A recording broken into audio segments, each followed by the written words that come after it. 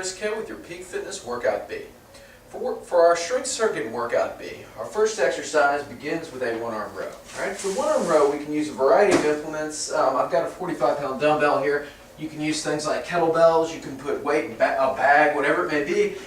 I just want something that you can perform 6 to 8 reps with. Alright, we're going to come into this position here. So this is hanging down, my chest is up, keeping my shoulder blades squeezed together down and back. And I'm pulling up to my waist. All right, what I don't want to see is shrugging of the shoulder. So if that is occurring, if that is the case, I want you to move down the weight. There's no shame in that. So I'm holding in this position, pausing at the top for 1 to 2 seconds, and coming back down. And again, I'm looking for up to 8 reps with a given weight. If you can get more than 8 reps with that consistently, I want you to move up. And and as the weeks go on, I want you to try to progressively increase the weight as well. With that said, our next exercise is a front squat. All right, with the front squat, I have a bag front squat programmed in here. We have bags available at the gym, but you can certainly hold the dumbbell or another implement just as easily. So what I'm doing here, I'm holding the bag to my chest. I'm standing over a box here, and what I'm trying to do is just really stick my butt out as much as I can.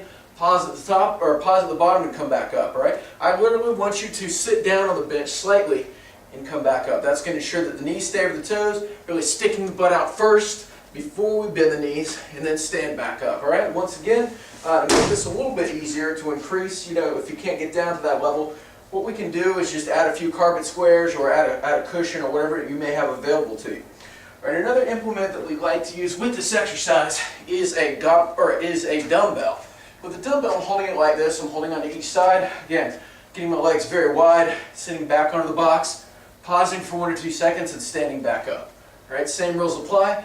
Butt comes out first before you bend the knees and you stand back up. If you can do more than 8 reps, move up with the weight and just try to get progressively, make things progressively more difficult either with the weight or by increasing the depth as you go on throughout the month. All right, with that said, our last exercise is a stability ball rollout. I'm going to get a stability ball, hold on here. Alright, this exercise can prove fairly tricky for the novice exerciser, but what I want you to do is tighten your abs and think about just pushing out with the whole body. So my butt is coming out, my torso is coming out as well, and I'm just pushing forward. Alright, I'm pushing forward with everything. So as I'm coming out, I'm thinking about flying out in front of me, pausing at the top and coming back together. Flying out in front of me, pausing at the top and coming back together. If this exercise proves a little bit advanced or a little funny, what we're going to do is use a carpet square instead. So the same rules apply. I'm just going to push out, tighten my abs, pull back in, push out, tighten my abs, pull back in. A progression of this exercise would be coming up onto my feet here, pushing out, pulling back in.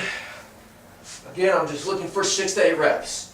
Once again, with our strength circuit, we're going to perform 3 sets, 6 to 8 reps with each exercise. Take as much rest as you need in between each exercise, and try to make it harder with each workout, and log your results in the workout recording chart in this month's program.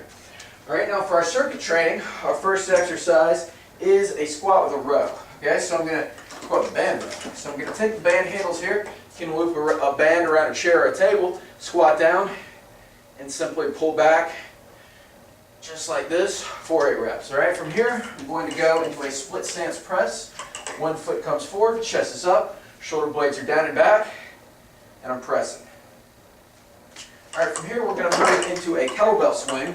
Okay, so I've got a kettlebell here. I'm just going to initiate the swing under my hips, push my butt back just like we were doing with the front squat. Really initiate this movement from the hips. I'm just using my hips, using my butt here. All right, so once again, we can use a kettlebell, or you can also just as easily use something like a medicine ball or even a stability ball. Again, where you're coming up and down. I just want you to think about using the hips as opposed to making it a vertical squat. All right, for our third and final exercise, we have what is called a T drill. All right, with the T drill, what I'm going to do is simply set up two cones about 20 yards apart.